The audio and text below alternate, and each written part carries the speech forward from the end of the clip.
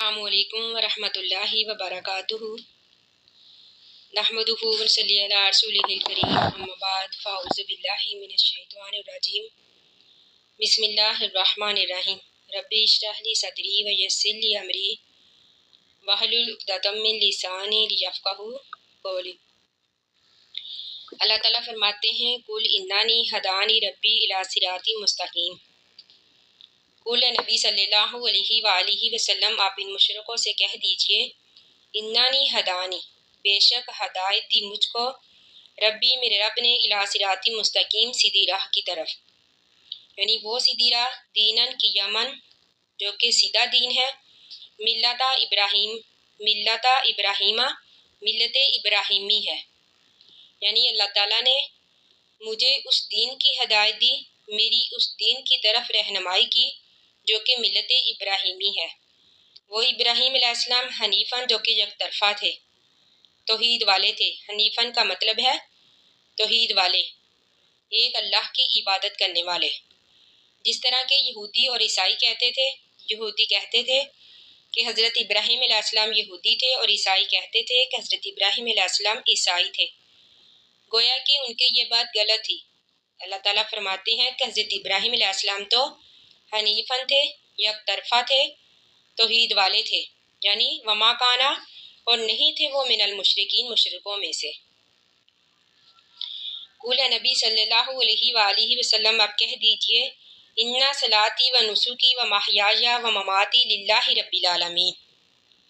انا صلاتی بے شک میری نماز، و نسکی اور میری قربانی، و محیای اور میری زندگی، و مماتی اور میری موت للہ اللہ کے لیے ہے، رب العالمین جو کہ رب ہے تمام جہانوں کا، لا شریک لہ اور اس کا کوئی شریک نہیں،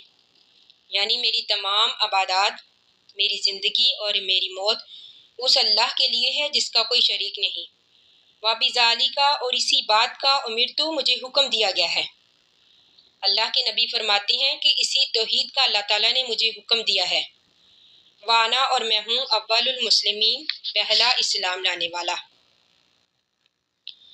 اسی توحید کی دعوت تمام انبیاء نے دی، اور اب اسی توحید کی دعوت ہمارے نبی صلی اللہ علیہ وآلہ وسلم دے رہے ہیں۔ ہمارے نبی فرماتے ہیں کہ اللہ تعالیٰ نے مجھے توحید کا حکم دیا ہے اور میں پہلا اسلام لانے والا ہوں۔ دوسرے مقام پر اللہ تعالیٰ نے فرمایا کہ ہم نے آپ سے پہلے جتنے بھی انبیاء کی طرف وحی کی ان سب کو اسی بات کا حکم دیا کہ میرے سوا کوئی معبود نہیں، تم بس میری ہی عبادت کرو، یعنی اللہ کی عبادت کرو اور اللہ کے سوا کوئی شریک نہیں۔ جس طرح کہ قرآن پاک میں ہے کہ حضرت نوح علیہ السلام نے بھی اسی توحید کی دعوت دی، یعنی حضرت نوح علیہ السلام نے یہ اعلان فرمایا وَأُمِرْتُ أَنْ أَكُونَ مِنَ الْمُسْلِمِينَ کہ مجھے حکم دیا گیا ہے کہ میں مسلمانوں میں سے ہو جاؤں۔ تو اسی طرح حضرت ابراہیم علیہ السلام کے بارے میں آتا ہے کہ جب اللہ تعالیٰ نے کہا اسلم تابع دار ہو جا، تو انہوں نے کہا اسلمت لرب العالمین کہ میں اس رب کے لیے تابع دار ہو گیا جو کہ تمام جہانوں کا رب ہے۔ تو اسی طرح حضرت ابراہیم علیہ السلام اور حضرت یعقوب علیہ السلام نے بھی اپنے بیٹوں کو یعنی اپنی اولاد کو وصیت فرمائی فلا تموتن الا وانتم مسلمون کہ نہ تم مرنا مگر اس حالت میں کہ تم مسلمان ہو، یعنی جب تمہیں موت آئے تم مسلمان ہی ہو، یعنی انہوں نے بھی اپنی اولاد کو اسی دین کی وصیت فرمائی۔ تو اس طرح حضرت یوسف علیہ السلام نے دعا فرمائی توفانی مسلمان کہ اللہ مجھے اسلام کی حالت سے ہی دنیا سے اٹھانا۔ تو اسی طرح حضرت موسیٰ علیہ السلام نے اپنی قوم سے کہا فَعَلَيْهِ تَوَكَّلُوا إِن كُنتُم مُسْلِمِينَ کیا میری قوم تم اسی اللہ پر توکل رکھو اگر تم مسلمان ہو۔ تو اسی طرح حضرت عیسیٰ علیہ السلام کے حواریوں نے کہا وَاشْهَدْ بِأَنَّنَا مُسْلِمُونَ گواہ رہنا کہ بے شک ہم مسلمان ہیں۔ تو اسی طرح انبیاء نے بھی اور انبیاء کے پیروکاروں نے بھی اسی توحید کو اپنایا، یعنی وہ اسی توحید پر قائم رہے۔ تو اللہ تعالیٰ فرماتے ہیں قل اے نبی آپ کہہ دیجئے آغیر اللہ کہ اللہ کے علاوہ اب کی میں تلاش کروں ربن رب، یعنی آپ ان مشرکوں سے کہہ دیجئے کہ میں اس اللہ کے علاوہ رب کی تلاش کروں، واہوا ربو کلی شائن، واہوا ربو اور وہ رب ہے کلی شائن ہر چیز کا، یعنی وہ اللہ تو ہر چیز کا رب ہے، ہر چیز کا پالنے والا ہے، ہر چیز کو بنانے والا ہے، تو میں کیوں اس اللہ کو چھوڑ کر کسی اور کو اپناؤں۔ ولا تکسبو اور نہیں کمائے گا کلو نفسین ہر نفس الا مگر علیہا اس کا وبال اسی پر ہوگا۔ ولا تکسبو یعنی نہیں کوئی گناہ کرے گا، یعنی کوئی شخص ایسا نہیں جو وہ گناہ کرے، الا علیہا مگر اس کا وبال اسی پر ہوگا۔ ولا تعزیرو اور نہیں اٹھائے گا وازراتن کوئی بوجھ اٹھانے والا، وزرا اخرى کسی دوسرے کا بوجھ، یعنی اللہ تعالیٰ قیامت والے دن عدل و انصاف کو قائم کریں گے، یعنی ہر کسی کو اس کے اعمال کے مطابق ہی اجر ملے گا، اگر کسی نے نیکی کی ہوگی تو اسے اجر ملے گا، اگر کسی نے برائی کی ہوگی تو اسے سزا ملے گی،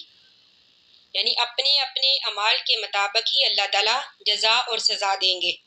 ایسا نہیں ہوگا کہ اللہ تعالیٰ ایک کا بوجھ دوسرے پر لاد دیں گے، بلکہ اللہ تعالیٰ عدل و انصاف کو قائم کریں گے۔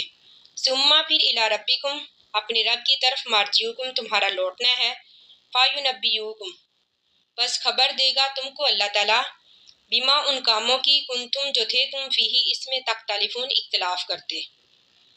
اللہ تعالیٰ فرماتے ہیں کہ جو تم توحید کو نہیں اپناتے، اللہ کو چھوڑ کر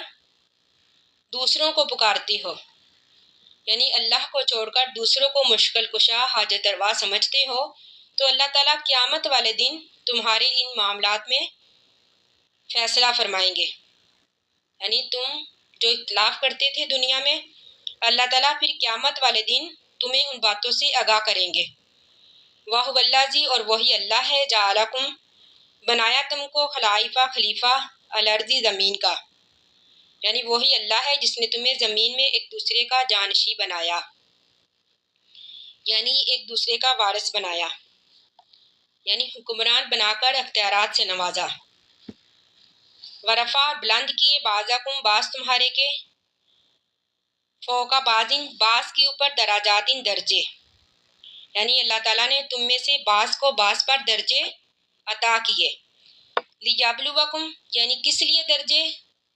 عطا کیے، لیبلوکم تاکہ آزمائے تم کو اللہ تعالیٰ، فی اس میں ما آتاکم جو عطا کیا تم کو، یعنی کسی کو غریب بنا دیا، کسی کو امیر، کسی کو جاہل بنا دیا تو کسی کو علم والا، کسی کو بادشاہ تو کسی کو فقیر،